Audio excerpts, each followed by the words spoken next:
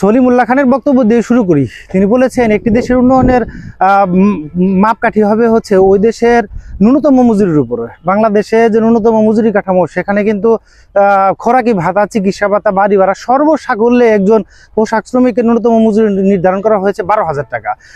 তো সর্বোচ্চ যে পাচ্ছে সে পাচ্ছে 14,000 টাকা। তো একটি দেশের যেখানে বা আমরা দাবি করি বা আমরা পত্রপত্রিকা সহ বিভিন্ন জায়গায় দেখে আসছি যে আমাদের দেশের মানুষের গড়ায় $2814, সেখানে বা চিন্তা করলে দেখা যাচ্ছে যে আমরা যদি সেটিকে 12 দিয়ে ভাগ দেই তাহলে এক মাসে $234 মতো আয় গড়ায়। একজন মানুষের গড়ায় যদি $234 হয়, তো $234 গড়ায় হলে সেটাকে যদি টাকায় রূপান্তর করেন 28,140 টাকা হয়।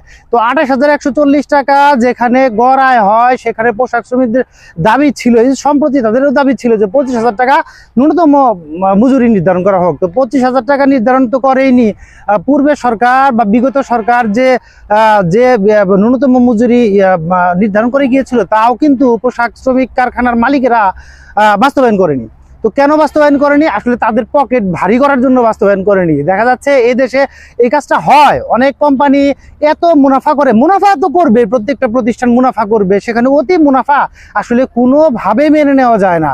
একটি সস্তা শ্রমিকের দোহাই দিয়ে, সস্তা শ্রমিক আছে বিধায় আমাদের দেশে আমরা কিন্তু পোশাক রপ্তানিতে তো ভালো, পোশাক কারখানা ছাড়াও অন্য ক্ষেত্রেও ভালো। একজন মাস্টার্স পাস করার ছেলে সেও দেখা যাচ্ছে কোনো একটা কোম্পানিতে যদি অ্যাকাউন্টেন্ট হিসেবে, অদক্ষ অ্যাকাউন্টেন্ট হিসেবে জয়েন করে, সেখানেও তাদের কিন্তু যে বেতন ভাতা দেওয়া হয় খুবই সামান্য, 12,000 থেকে 14,000 টাকা যদি একজন কর্মচারীর বেতন হয় বা একজন স্টার্টিং স্যালারি হয়, সেখানে কিন্তু আসলে উন্নয়নের মাপকাঠি আমরা ওইভাবে ধরতে পারি না। রাস্তাঘাটের উন্নয়ন হলে বা অন্যান্য অবকাঠামোগত উন্নয়ন হলেই আসলে দেশে উন্নয়ন হয়েছে সেটি না।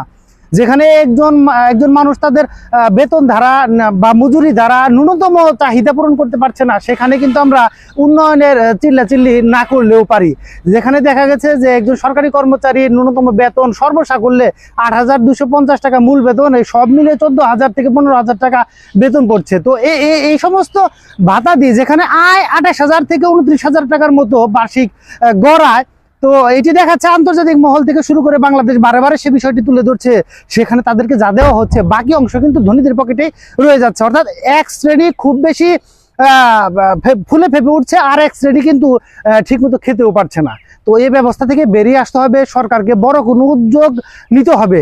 তবে কেবল ধনী এবং গরিবের যে বৈষম্য এখানে দূর করা সম্ভব, এবং এই যে ন্যূনতম মজুরি কাঠামো এটিকে আমার মতে আবার পুনর্নির্ধারণ করা উচিত।